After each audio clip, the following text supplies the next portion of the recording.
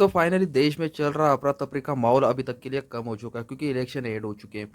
अभी अब तक के लिए बोला जा रहा था कि अब की बार 400 पार ये जो बीजेपी का नारा है वो अभी तक के लिए शांत हो चुका है। लेकिन कहा नहीं जा सकता रिजल्ट आने के बाद अब की बार 400 पार होगा या फिर 400 पार करवाया जाएगा, ये तो रिजल्ट्स के बाद ही हमें पता चलेगा। सो इसी सारी गर्मा-गर्मी के बीच में केजरीवाल जी का एक नया मैटर सामने आया क्योंकि देखा जाए तो इलेक्शन से 1-2 दिन पहले केजरीवाल जी की जो बेल है वो अपील हो चुकी थी। उन्हें बेल मिल चुकी थी क्योंकि बीजेपी अभी तक के लिए तो जो जुडिशरी है उसे कंट्रोल नहीं कर पाई, उसमें तो भी थोड़ी-सी मतलब ये एक डेमोक्रेसी के हद में आता है, इसलिए इसे तो वो कंट्रोल नहीं कर पाई। लेकिन उसी के चलते उन्होंने एक नया फ़ॉर्मूला यूज़ किया, वो जो मालीवाल का जो केस था वो उसमें भी जो आप आदमी पार्टी के जो केजरीवाल है उन्हें फँसाने की कोशिश की। उसके बाद बहुत सारे वीडियोज़ वगैरह सामने आए, जिसका 1-2 वीडियोज़ का लिंक मैं आपके सामने रख दूँगा, मतलब यानी कि लिंक जो डिस्क्रिप्शन बॉक्स में डाल दूँगा। जो देशभक्त जो चैनल है उस पर वो वीडियोज़ वगैरह अपलोड किए गए थे। उस चैनल को आप सॉरी, उस डिस्क्रिप्शन की लिंक पर आप क्लिक कर वो वीडियो वगैरह देख सकते हो, उसी से आपके सामने क्लियरिटी पूरी आ जाएगी। वैसे देखा जाए तो बीजेपी के लिए ये कोई मतलब देखा जाए तो ये कोई नई स्ट्रैटेजी वगैरह नहीं है। साथ ही में आज या सॉरी कल ही ध्रुव राठी का एक नया डिक्टेटर का वीडियो सामने आया है, जिस वीडियो का लगभग अभी तक के लिए 5.5 मिलियन व्यूज़ हो चुके हैं। वीडियो जब मैंने गौर कर देखा तो भैया बहुत-बहुत ज़बरदस्त मुद्दे सामने आए। बहुत से मोदी जी की जो प्यारी-प्यारी मतलब जो अच्छी-अच्छी बातें ध्रुव राठी ने कही है। सो इन सारी अफरा-तफरी के बीच में मैंने भी एक वीडियो बनाया था कि हवा का रुख बदल रहा है। अब की बार 400 पार होने का सपना जो मोदी जी का है वो इस साल तो कंप्लीट नहीं होगा। अभी वो वीडियो इसलिए बनाया था कि देखा जाए तो लोगों को अभी समझ में आ चुका है। इसे एक एग्ज़ाम्पल से अगर हम देखें तो 2014 के इलेक्शन में महाराष्ट्र से बिलॉन्ग करता हूँ, हमें भी एक ऐसा ही गुलदस्ता उन्होंने पकड़ा दिया था।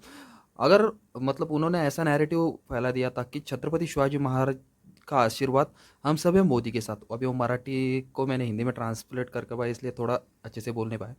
सो इसका मीनिंग ऐसा था कि छत्रपति शिवाजी महाराज जो हमारे मतलब महाराष्ट्र में और पूरे इंडिया के ही जिन्हें आराध्य दैवत माना जाता है, जिनकी हम पूजा अर्चना करते हैं, जिनको हम बहुत ज़्यादा मानते हैं, उनके नाम पर हमें गुलदस्ता तो पकड़ा दिया था और उन्होंने ऐसा प्रॉमिस किया था 2014 में कि छत्रपति शिवाजी महाराज जी का जो स्मारक है वो अरबी जो सी है अरेबियन सी उसमें बनाया जाएगा।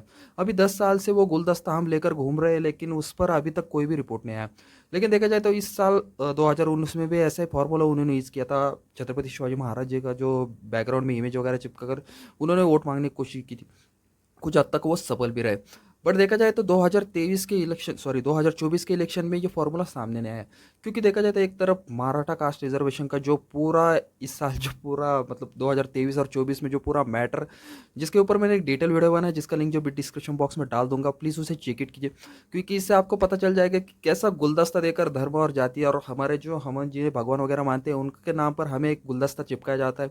और जब गुलदस्ता खोलकर हम देखते हैं तो उसमें सिर्फ एक गुलाब का फूल हमें दिखाई देता है। सो एक तरफ से अगर हम बात करें ध्रुव राठी के वीडियो की, ध्रुव राठी के वीडियो ने उन्होंने बताया कि मुझे मतलब बहुत से लोगों ने उनसे कमेंट बॉक्स में सवाल पूछे कि आपको कैसे पैकेज वगैरह। एक टाइम पर मैंने भी मोदी के ऊपर जब ध्रुव राठी बोलते थे मैंने भी उनके ऊपर वीडियो बना था, लेकिन मैंने ऐसा बिल्कुल भी नहीं बोला था कि मोदी जी बहुत अच्छे और इनके ऊपर वीडियो बना। मैंने सिर्फ इतना ही उन्हें बोला था कि ये मतलब सिर्फ बीजेपी के बारे में क्यों बोलते हैं।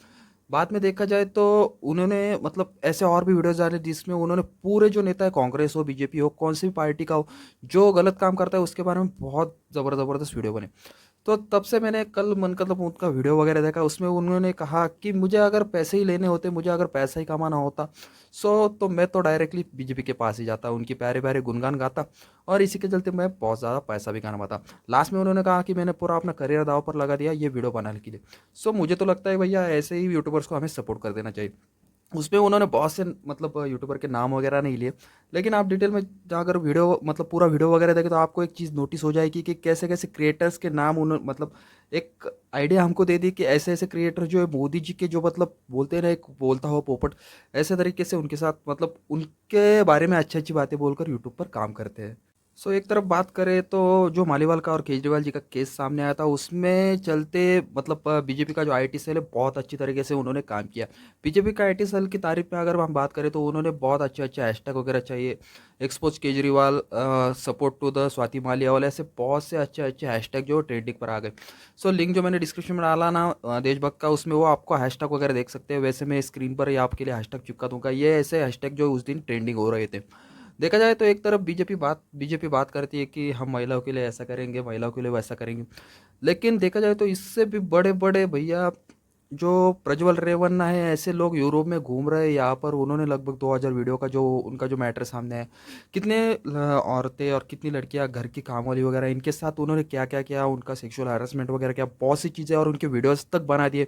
ऐसी बहुत सी चीज़ें बीजेपी के लीडर वगैरह करते हैं, और इनके गुणगान गाने के लिए मोदी जी खुद जो अपना पीएमओ हाउस छोड़कर उनके प्रचार के लिए उनके जो कॉन्स्टिट्यूंसी वहाँ पर चले जाते हैं।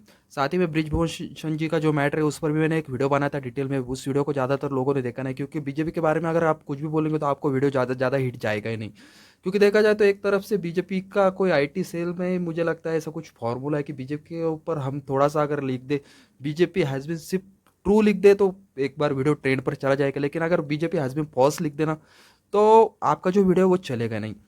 अभी वो कैसे होता है, क्या होता है, इन सारी चीज़ों पर हम डिटेल में ज़्यादा बात नहीं करेंगे, क्योंकि देखा जाए तो इनके ऊपर जितने भी वीडियोस मैं बनाता रहूँगा उतने भी कम है, क्योंकि मेरा काम है भैया लोगों को रियलिटी बताना। साथ ही में ध्रुव राठी ने, और मैंने भी एक चीज़ देखी कि आज तक के लिए हम एक हमारे मन में जो भगवान की जो प्रतिमा थी, मेरे मन में तो वो अभी की कायम ही है।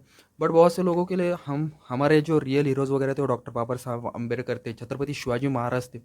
और देखा जाए तो बड़े बड़े मतलब जो पुराने सब महाराणा प्रताप हो, ऐसे ऐसे जो बड़े राजा महाराजा जिन्होंने हमारे देश के लिए कुछ किया, जो मतलब जिन्हें हम भगवान वगैरह मानते हैं, ऐसी सारी प्रतिमाओं को बीजेपी वाले हटाकर जो मोदी जी की प्रतिमा है उनको लोगों में छापने की कोशिश कर रहे हैं। क्योंकि देखा जाए ना तो मैं इंस्टा पर बहुत सी लोगों की मतलब हम रेगुलर में स्टोरीज वगैरह देखते थे।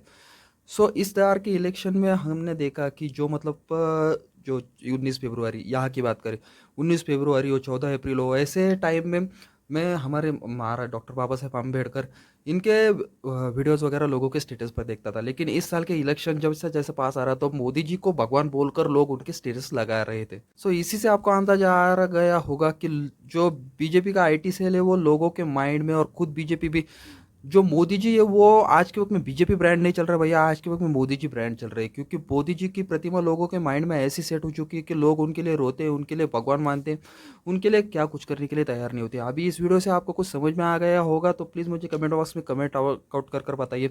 कुछ बातें बुरी लगी होगी तो सच में भैया आप अंधभक्त हो चुके हो। एक बार मुंह में से आप जो आपके आंखों पर पट्टी लगी है उसको एक बार साफ कर लो। आपको रियलिटी अगर दिख रही तो ठीक है, नहीं दिखी तो भैया जो चल रहा है वैसे चलने दो। आई होप कि आप सभी को ये वीडियो अच्छा लगा होगा। वीडियो अच्छा लगे तो वीडियो को लाइक कीजिए, नए हो तो प्लीज़ चैनल को सब्सक्राइब कीजिए, डिस्क्रिप्शन में डाले गए लिंक्स को प्लीज़ चेक कीजिए। And thanks for watching. और ठीक है भैया, अंधभक्तों की जय हो।